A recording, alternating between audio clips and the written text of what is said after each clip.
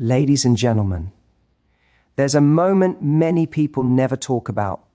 Not the moment he disappears, not the days you spent wondering what went wrong, not the silence that echoed louder than any argument. When he suddenly reaches out after a stretch of silence, most people make the same mistake. They respond from the emotional residue of the past instead of the standards of the present. It's tempting to think your response is simply a matter of whether you reply or ignore him, but something far deeper is happening inside you. The moment his name appears on your phone, your nervous system remembers every high and every low you had with him. It remembers the excitement of the connection, the confusion of the distance, the sting of the silence. You don't just receive a message, you receive a surge of memories, and those memories try to write your response for you. But that's the very moment you need to pause, not freeze, not overthink. Just pause long enough to separate your emotions from your standards. Because emotions are temporary visitors, standards are the permanent architecture of your life. When you respond from emotions, you give power to the version of you that was hurting, longing, waiting, or confused. When you respond from standards, you step into the version of you that knows who you are, what you want, and what you deserve. Most people are conditioned to respond instantly because silence feels like rejection and delayed response feels like risk. But the risk you're trying to avoid isn't losing him. It's losing the illusion he once represented. And illusions are the most dangerous things to protect. The strongest version of you is not the one who replies first. It's the one who asks herself, what version of me is responding right now? The wounded one or the wise one? The wounded version answers from craving validation. The wise version answers from clarity. The wounded version wants to feel chosen. The wise version wants to choose intentionally. The wounded version says he's back. Maybe this means something. The wise version says he came back, and that means nothing unless his behavior aligns with the standards I live by. Responding from standards doesn't mean being cold or punishing. It means being grounded. It means you're not reacting to the message itself. You're responding to the meaning you've given the message. There's a difference. The message is just a few words. The meaning can be a hurricane if you don't anchor yourself. People often confuse standards with walls, but they're not the same. A wall keeps everyone out. Standards filter who comes in. Standards don't push people away. They simply reveal who is willing to meet you where you stand. When someone reappears after disappearing, your standards should be the first thing that greets them, not your excitement, not your nostalgia, not your old hopes. Standards are what protect you from slipping back into cycles you've already outgrown. There's a very important mindset shift. You're not deciding whether he deserves a reply. You're deciding whether he deserves access. Access to your time, energy, attention, and emotional bandwidth. People think access is granted when someone shows interest, but interest is cheap. Access is earned through consistency, clarity, and real presence. And when someone has been absent, they must show through action, not intention, that they understand the value of what they're asking to step back into. Responding from standards means your reply is neutral, calm, and measured. It means you are not auditioning. You are not performing. You are not trying to make him feel anything. Not guilt, not jealousy, not gratitude. You're simply showing up as a person who is centered in her own worth. That kind of energy is magnetic because it's rare. Most people respond from emotional volatility. When you respond from inner stability, it shifts the entire dynamic.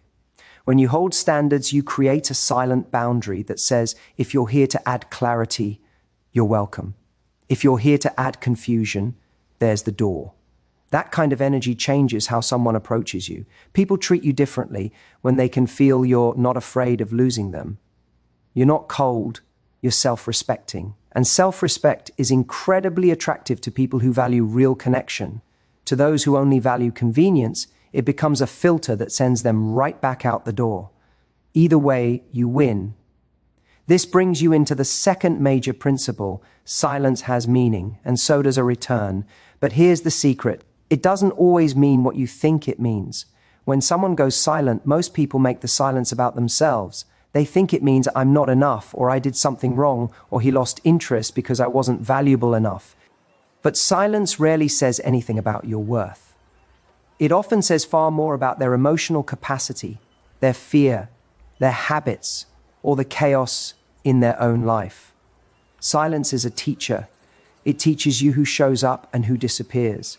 It teaches you who communicates under pressure and who collapses under discomfort. It teaches you who values clarity and who hides inside avoidance. Someone's silence is not a reflection of your desirability, it's a reflection of their readiness.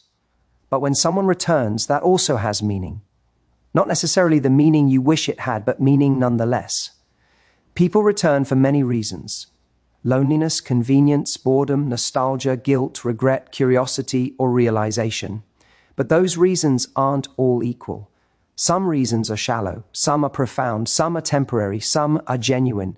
And that's where people get confused, because a return triggers hope, but hope can be deceptive if you don't look deeper. A return is not proof of transformation. It is only proof of interest. And interest can be fleeting. It can be impulsive. It can be inconsistent. Interest is a spark, not a structure. It doesn't tell you whether someone wants to build something. It only tells you they're thinking about the idea of building something. And thinking is not the same as acting. When someone returns after silence, your job is not to assume meaning, it's to observe behavior. If he returns but avoids accountability, that has meaning. If he returns and pretends the silence never happened, that has meaning. If he returns with charm but not intention, that has meaning. If he returns because he remembered how you made him feel, but not because he's willing to show up for you, that has meaning too. People often worry about the wrong thing. They worry about what the message means emotionally instead of understanding what it means behaviorally. Emotionally, it might feel flattering. Behaviorally, it could be completely empty. That's why your job is to stay curious, not convinced. Curious about what he wants now. Curious about whether he acknowledges the past. Curious about whether he brings clarity or confusion this time. When you attach the wrong meaning to someone's return, you set yourself up for disappointment. When you attach the right meaning, you set yourself up for wisdom. The right meaning is this: a return is an opportunity to evaluate, not a reason to surrender your boundaries. People return to familiar energy, but they stay for aligned energy. And those are two different things. Familiar energy is comfort.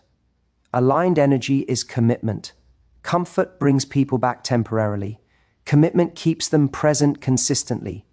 If someone comes back simply because you feel familiar, they might leave again once their emotional itch is scratched. But if someone comes back because they've recognized your alignment, your values, your stability, your maturity, then they're returning from a deeper place. Your job is to see which one it is, and that requires you to stay steady within yourself. You can't identify someone's true intention if your emotions are louder than your awareness. That's why responding from standards is crucial. It gives you the clarity to see whether his return is meaningful or momentary. And once you see the truth, the next choices become far easier. Silence has meaning. A return has meaning. But your standards decide what that meaning becomes in your life. You don't hope he chooses you. You observe whether he respects you. You don't cling to the message. You evaluate the pattern. You don't move backward out of emotion. You move forward out of truth. And the truth is always revealed not in the message he sends, but in the consistency he shows once he's back in your world. And as we ove into the next principle, there's something powerful that happens when you understand this, because the moment you realize you have control over the pace, the tone, and the direction of what happens next, everything about how you respond begins to shift. When someone reappears after a period of silence, most people forget one crucial truth. You get to control the pace, the tone, and the direction of the interaction from the moment he reaches out. Just because he initiates the conversation doesn't mean he gets to control what happens next. That's where so many people surrender their power without even realizing it. The message arrives, and suddenly they feel like they're passengers again, strapped into a car that he's driving, waiting to see where he'll take things this time. But you are not a passenger. You are the driver of your life, your boundaries, and your emotional rhythm. You don't get swept into his timing, he adapts to yours. When he comes back, you don't jump into the momentum of his reappearance. You create your own momentum. You choose how quickly or slowly this unfolds. You choose how much emotional access he gets. You choose what parts of yourself you reveal and which parts you reserve until greater consistency is shown. People often think controlling the pace means acting hard to get or creating artificial distance. It doesn't. Controlling the pace simply means you're responding in a way that honors your emotional well-being rather than his convenience. It means you're not rushing just because he suddenly remembered you. It means you're paying attention to your pace of trust, your pace of comfort, your pace of evaluation. You're not matching his urgency. You're aligning with your own clarity. Your tone also matters. Not the tone you type or the way you speak, but the emotional tone behind your communication. The tone that says, "My life didn't pause." When you disappeared. The tone that shows you're open to conversation but not available for turbulence. The tone that makes it clear you're not angry, but you're also not mesmerized by his sudden presence. The tone that comes from someone who has built a life she's proud of, with or without him in it. True tone is energy, not attitude. You don't have to be rude or distant to show strength. You just have to be centered. When your life is full and your self-worth is solid, your tone naturally shifts. You don't send anxious paragraphs or emotionally heavy responses. You send simple, steady replies that reflect a grounded person. There's no desperation, no urgency, no pressure, just calm presence. People underestimate how powerful this is. When you're calm, you reveal a truth he wasn't expecting. You didn't spend your days waiting, you lived. You grew. You didn't collapse because someone went silent. And that shifts the dynamic more than anything else. Not because you're trying to make him think anything, but because you genuinely did the work to stabilize yourself. When a person returns and finds you steady, not shaken, it changes how they approach you. The direction of the conversation is equally important. You don't let his message dictate the direction. Messages like, "Hey," or "What's up," or "Been thinking about you" often try to reopen the door without actually saying anything meaningful. They're like emotional soft launches, testing the waters, checking your temperature, figuring out if you still have space for them. But direction comes from you. You decide whether the conversation stays light, becomes meaningful, or doesn't progress at all. If he avoids addressing the silence, you don't pretend it didn't happen. You don't do emotional gymnastics to make him comfortable, but you also don't interrogate. You simply guide the direction toward clarity. Clarity is not confrontation. Clarity is curiosity. Clarity is asking a simple question that reveals a deeper truth. Nothing accusatory, nothing dramatic, just, "What made you reach out today?" Or "How have you been since we stopped talking?" That one question tells you more about his intentions than any long speech he could give. If he says something vague like, "Just wanted to say hi," you already know what category he falls into. If he gives a thoughtful response, you begin to understand whether there's a possibility of alignment. You're not controlling him, you're controlling the direction of what this becomes for you. This is where key understanding comes in. He may start the conversation, but you shape the interaction. And this shaping emerges from your inner state, not from a tactic. A strong inner state gives you the ability to move slowly, even when emotions want speed. A stable inner state gives you the clarity to ask honest questions instead of avoiding them. A self-respecting inner state makes you choose alignment over attention. You're not trying to win him back. You're trying to win your peace daily, regardless of who enters or exits your world. This brings us right into the next foundational truth. You must evaluate his intent through actions, not words. Anyone can send a message. Words are easy. Words are free. Words are the cheapest currency in relationships because they require no effort, no sacrifice, no consistency, no real investment. Words are the air of romance, but actions are the gravity that keep relationships from floating away. When he comes back with nice words, a charming message, or a nostalgic tone, it's natural to feel something. Emotions are human, but this time your emotions can't blind you to patterns. You've seen his actions before. You've watched how he handled distance, discomfort, or uncertainty. You already have data, and data is gold. People get hurt not because they didn't have evidence, they get hurt because they ignored the evidence that was already there. When he returns, watch what he does. Not in the first 24 hours when he's energized by the novelty of coming back. Not in the first few conversations when emotions run high and he's saying all the right things. Watch what he does after the excitement. Fades. Anyone can be consistent when the emotion is fresh. Consistency matters most when the spark quiets down and real effort is required. If he initiates conversations but avoids depth, that tells you something. If he asks to see you but doesn't make concrete plans, that tells you something. If he says he missed you but doesn't acknowledge the silence, that tells you something. If he promises change but repeats the same behaviors, that tells you everything. A person's words are invitations. A person's actions are instructions. They instruct you on how to treat them, what to expect, what they value, and what role they want in your life. And your job isn't to rewrite those instructions. It's to read them honestly. Sometimes the hardest part of evaluating actions is admitting when the truth is disappointing. It's easier to believe the best-case scenario than to confront the reality that someone might not be capable of giving what you need. But your strength doesn't come from holding on to hope. It comes from choosing honesty over fantasy. When you evaluate his actions, pay attention to consistency. Consistency is the backbone of genuine intent. A person who truly wants to be in your life doesn't sprinkle effort, they sustain it. They don't dip in and out of your world, they anchor themselves in it. They don't talk about showing up, they show up without needing reminders. A real intention is steady. You can feel it in the way someone communicates. You can see it in the way they plan. You can recognize it by how they prioritize you. Most importantly, you can measure it through their willingness to address the past. People who want to build something real don't skip chapters. They acknowledge what happened. They take accountability. They don't pretend the silence didn't occur. They don't minimize the impact of their absence.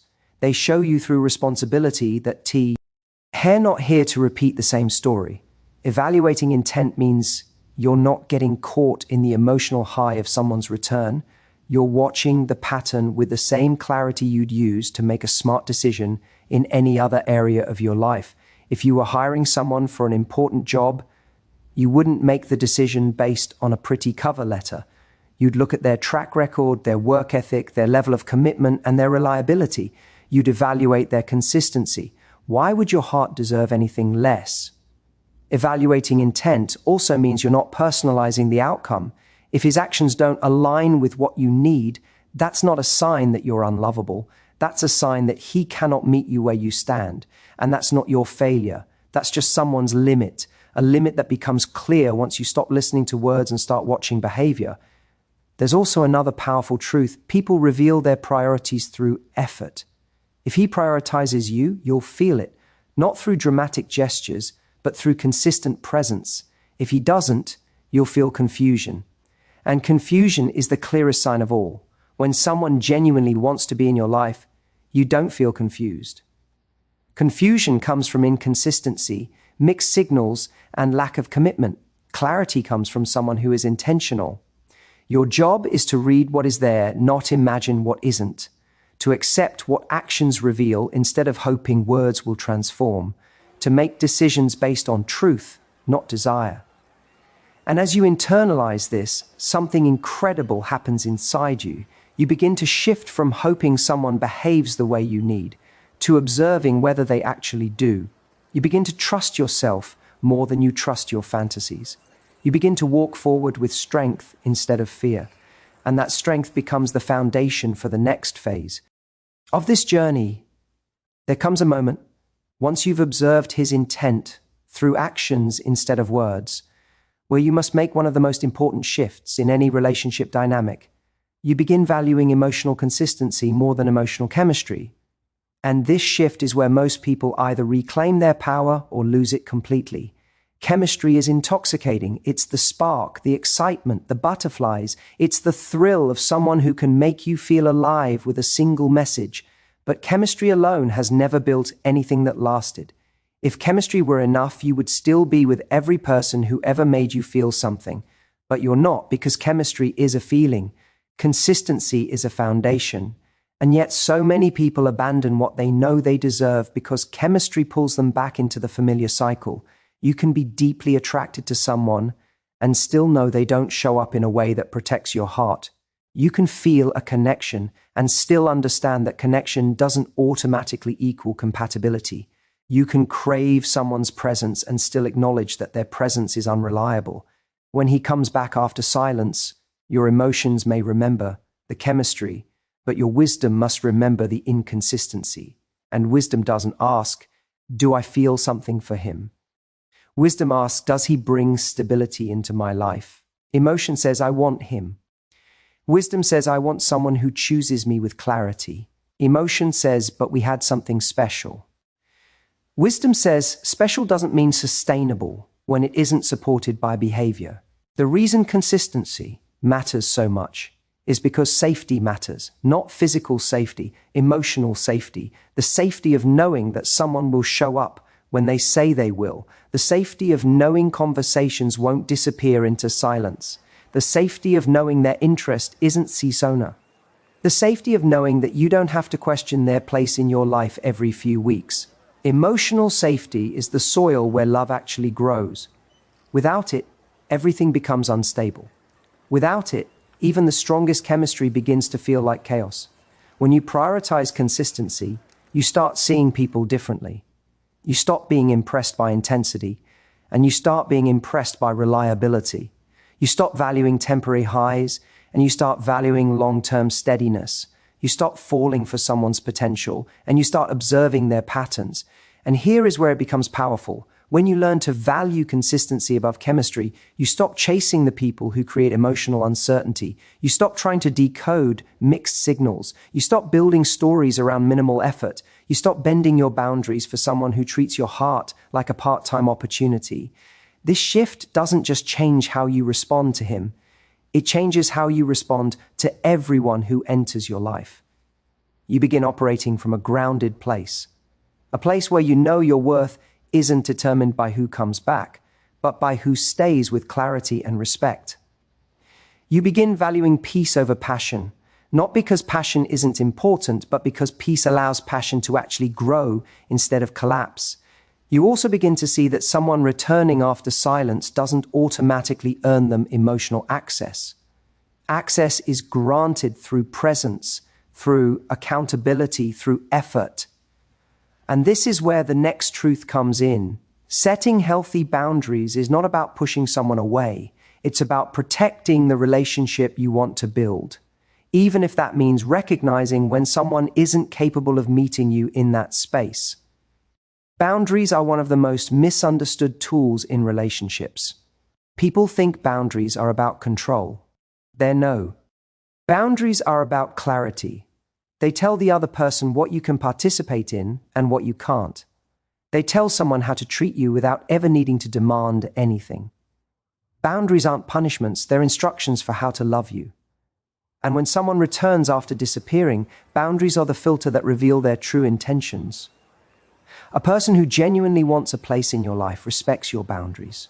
They appreciate your clarity because it tells them you value yourself, and it shows them how to value you too. A person who is only back because of convenience reacts poorly to boundaries because boundaries require effort, and effort exposes the truth of their intention. This is why boundaries are not only important, they are essential. You are not protecting yourself from him. You are protecting the version of your life you are trying to build. A relationship without boundaries doesn't create intimacy, it creates instability. A relationship with boundaries creates respect, because respect grows wherever there is clarity. When someone returns after silence, a healthy boundary might look like taking things slowly instead of jumping right back in. It might sound like being open to conversation, but not ready for emotional depth yet. It might look like asking simple questions that clarify intentions. It might sound like, I'm open to talking, but I want to understand what you're looking for now. It might look like declining plans that are rushed or vague. It might sound like being honest about the impact of the silence without blaming or attacking. A boundary is never, you need to change for me. A boundary is, these are the conditions under which I operate. If you can meet them, we can move forward. If not, I will continue without you. That is strength. That is self-worth. That is emotional maturity. But there's something even deeper than boundaries that you must embrace, the ability to detach from outcomes you cannot control. You can't force someone to be consistent. You can't force someone to be ready. You can't force someone to give clarity they don't have. You can't force someone to value you if they haven't learned how to value themselves. You can't force someone to return for the right reasons. What you can do is anchor yourself in truth. You can stay rooted in your standards. You can choose responses that reflect your worth. You can move slowly instead of emotionally impulsively. You can observe instead of assume. You can listen to behavior instead of fantasies. You can trust your instincts instead of denying them. When you detach from outcomes, you stop trying to predict the future and start living from confidence. Confident people don't need guarantees to move forward. They trust that whatever happens, whether he stays, grows, or fades again, they will still be whole. They will still be valuable. They will still have a life full of meaning, love, and possibility. They don't cling to someone's return as if it's their only shot at happiness. They know happiness isn't delivered by a person. It's built internally. The moment you stop needing a specific outcome is the moment you gain the freedom to choose what's best for you. When you're no longer afraid of losing someone, you naturally choose people who show commitment and release those who offer confusion. You choose relationships that feel like home, not like storms. You choose conversations that nourish you, not ones that drain you. You choose emotional stability over emotional gambling. Detaching from outcomes also gives you emotional power in the interaction with him, not power over him, power within yourself. When you're not dependent, whether he stays, you communicate differently. You're more honest. You're more grounded. You're more observant. You're not trying to impress. You're not trying to convince him of your value. You're not performing. You're simply being. And being is the most magnetic state you can ever exist in. Ironically, when you detach from outcomes, people show up more honestly. They reveal their intentions without the pressure of needing to fulfill your expectations. And when someone shows up honestly, you get the clarity you need to make the best decision for yourself. This is where you realize something profound. If someone truly wants to be in your life, they will rise to meet your boundaries, your pace, your standards, and your emotional reality. They won't fight it. They won't disappear. They won't resist accountability. They won't ask you to shrink to make it easier for them. They will step up, not because you demanded it, but because they value what they found in you. And if they don't, that's your clarity. That's your closure. That's your freedom. As you grow into this truth, you become someone who doesn't fear silence anymore. Because silence doesn't threaten you. It informs you. You don't fear someone's return. It gives you a chance to evaluate. You don't fear losing someone. You fear losing yourself. And losing yourself is the one thing you no longer allow. When you reach this point, something powerful happens next, something that shapes the final phase of this transformation.